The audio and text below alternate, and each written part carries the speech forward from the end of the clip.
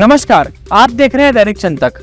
कांग्रेस का जहर इतना बढ़ चुका है, पता नहीं 4 जून आते आते ये विष कहां कहां फैल जाएगा।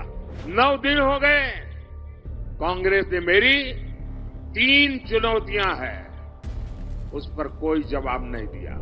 साथियों, कांग्रेस का जहर इतना बढ़ चुका है, पता नहीं 4 जून आते आते ये विष कहां कहां फैल जाएगा। जब कांग्रेस का मैनिफेस्टो आया तब मैंने देश को चेताया था। खास करके देश में जो विचारक वर्ग है उनको मैंने इशारा किया था कि कांग्रेस का मैनिफेस्टो देश के लिए खतरे की घंटी है। और मैंने साफ साफ कहा था कि मैं कांग्रेस के मैनिफेस्टो में मुस्लिम लीग की छाप देख रहा हूं।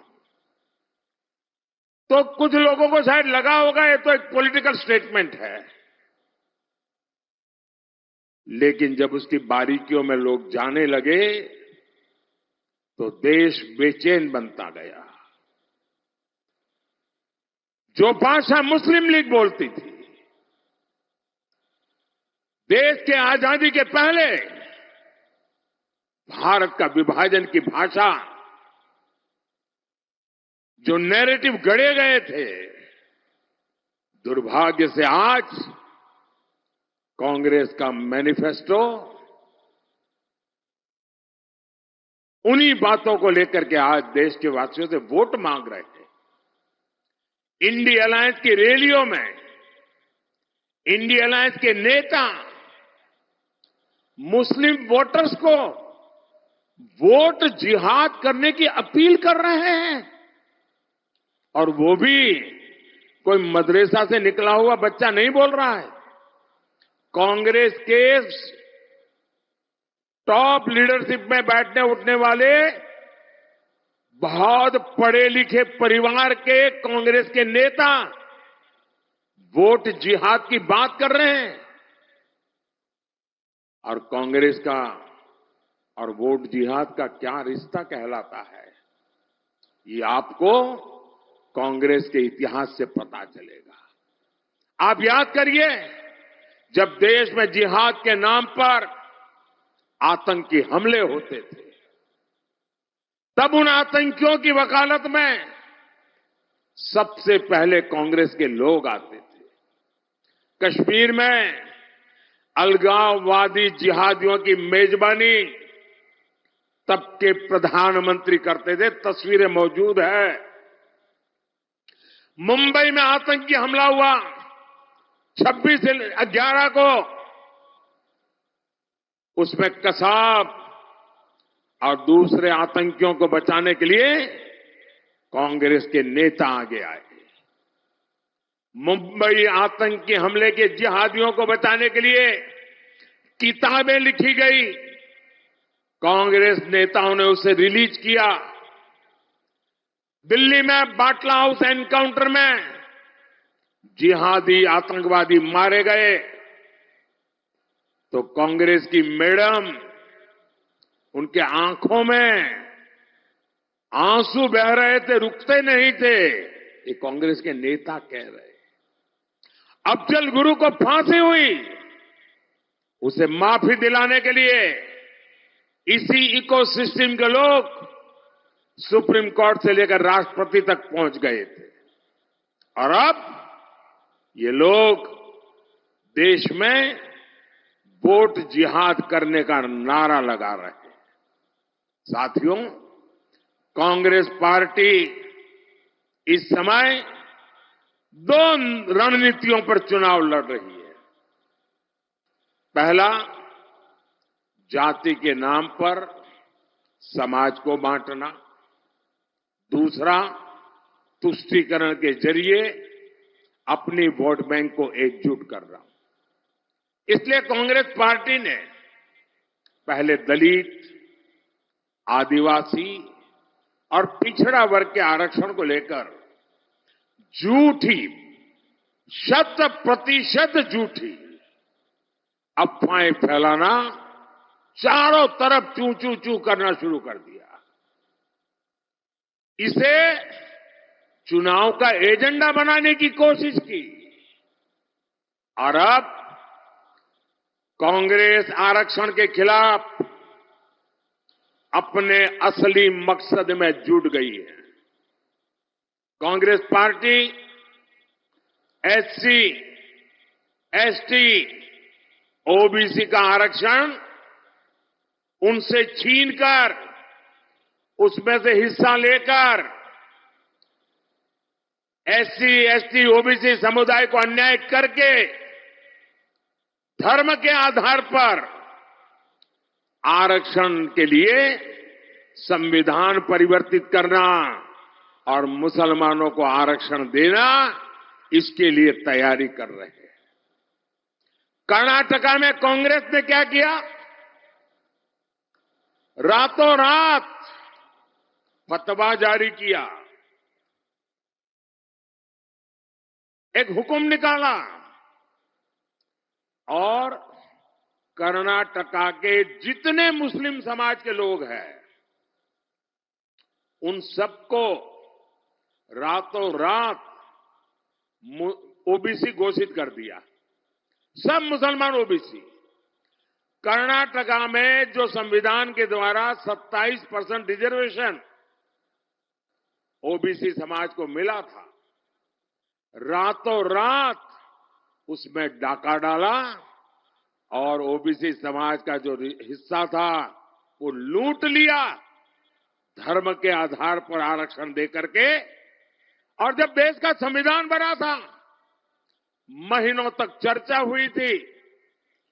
देश के उस जमाने के कांग्रेस के आजादी के आंदोलन के दिग्गज नेताओं ने संविधान बनाया, विचार विमर्श किया और उसमें कोई आरएसएस बीजेपी वाला नहीं था। देश के गणमान्य विद्वान थे, बाबा साहब आंबेडकर थे और उन्होंने चर्चा करके तय किया कि भारत जैसे देश में धर्म के आधार पर आरक्षण नहीं दिया जा सकता। बाबा साहब आंबेडकर ने विस्तार से कहा कि धर्म के नाम पर आरक्षण देश के लिए कितना बड़ा खतरा पैदा करेगा। बाबा साहब आंबेडकर ने साफ साफ इनकार कर दिया और देश का जो संविधान बना वो संविधान धर्म के आधार पर आरक्षण के लिए मनाही करता है। दलित, आदिवासी, ओबीसी, संविधान उसके लिए परमिशन देता है। लेकिन कांग्रेस पार्टी धर्म के आधार पर आरक्षण की बात लेकर के अपनी वोट बैंक मजबूत करना चाहती है। और जब मैं कांग्रेस के इन पापों को पर्दाफाश किया और मैं पिछले 9 दिन से मांग कर रहा हूं कि कांग्रेस पार्टी मुझे जवाब दे, मैंने उनको चुनौती दी है। 9 दिन हो गए, कांग्रेस ने मेरी 3 चुनौतियां हैं, उस पर कोई जवाब नहीं दिया। और मैं लगातार कह रहा हूं, मैं एक बार फिर मीडिया को भी जगाना चाहता हूं, देशवासियों को भी जगाना चाहता हूं। एक बहुत बड़े खतरे की तरफ ये लोग ले जा रहे हैं, इसलिए मैं जगाना चाहता हूं। और मेरी 3 चैलेंज क्या है? मेरा पहला चैलेंज है, क्या कांग्रेस ये लिख करके देश को देगी कि वो संविधान बदलकर धर्म के आधार पर मुसलमानों को आरक्षण नहीं देंगे? लिख करके दो। दूसरा, धर्म के आधार पर आरक्षण देकर दलित, आदिवासी, बख्शीपंथ, ओबीसी का हक नहीं मारा जाएगा। क्या कांग्रेस ये लिख करके देगी? तीसरा चैलेंज, क्या कांग्रेस ये लिख कर देगी कि उनकी जो राज्य सरकारें हैं, उनके जो चट्टे बट्टों की सरकारें हैं, वे ओबीसी कोटा में डाका डाल करके मुसलमानों को शामिल करने का हिडन एजेंडा नहीं चलाएंगे, इसकी गारंटी देते हैं क्या? चुप है, मतलब उनके दिमाग में, उनकी सोच में कोई खोट है। अब मुझे जामनगर के लोग बताइए, देश पर इतना बड़ा खतरा मंडरा रहा हो, क्या मोदी चुप रह सकता है? क्या मोदी देश को फिर से बांटने दे सकता है? साथियों, मैं आज जामनगर की धरती से देशवासियों को विश्वास दिलाता हूं और कांग्रेस के चट्टे बट्टे सबको कहना चाहता हूं, जब तक मोदी जिंदा है,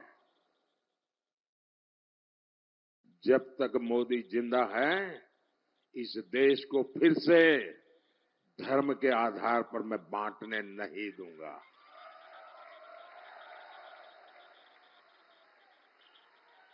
धर्म के आधार पर दलित, आदिवासी, बख्शीपांच, इनके हक छीनने नहीं दूंगा। ये जिंदा हूं तब तक मैं लड़ता रहूंगा। और कांग्रेस जवाब देने के बजाय मुंह छिपाकर देशवासियों की आंख में धूल झोंक रही है। साथियों, कांग्रेस के लोग, उसके शहजादे, पूरी उनकी इकोसिस्टम हमारी आस्था पर प्रहार करने का कोई मौका नहीं छोड़ते। आपको याद होगा, कुछ समय पहले मैं विकास कार्यों के एक काम को करने के लिए द्वारिका आया था। द्वारिकाधीश के दर्शन के बाद मैं समुद्र के नीचे उस द्वारिका के दर्शन करने गया जिसका वर्णन हमारे धर्म ग्रंथों में आता है। मैंने समुद्र के भीतर कुछ देर ध्यान और पूजन भी किया। कांग्रेस के शहजादे को उससे भी तकलीफ है और मैं तो हैरान हूं, उत्तर प्रदेश में, बिहार में जो अपने आप को यदुवंशी कहते हैं, वो उनके साथ बैठे हैं जो श्री कृष्ण की द्वारिका को नकार देते हैं और जो शहजादा श्री कृष्ण की द्वारिका में पूजा अगर हो तो उसका मजाक उड़ाता है। उन्होंने कहा कि समुद्र के भीतर पूजा के लिए कुछ नहीं है। अरे, जिसको मिनिमम नॉलेज नहीं है, ऐसे लोगों से क्या करना? आप मुझे बताइए, इनकी हिम्मत है कि किसी दूसरे मजहब के बारे में ऐसी बात कर दे? ये किसी दूसरे की मजहब की बातों को झूठा कह सकते, उसके मजाक उड़ा सकते हैं? ये राम मंदिर का बहिष्कार करते हैं, द्वारका को झूठा बताते हैं, हिंदू धर्म की शक्ति ऐलान कर दिया। हिंदू धर्म में जो शक्ति की कल्पना है, मैं उस शक्ति का विनाश कर दूंगा। क्या इस देश में कोई शक्ति के विनाश की कल्पना कर सकता है क्या? हम शक्ति के उपासक हैं जी। ये कांग्रेस का चरित्र है। अभी तो उन्होंने कह दिया शिव और राम का भी झगड़ा करा दूंगा।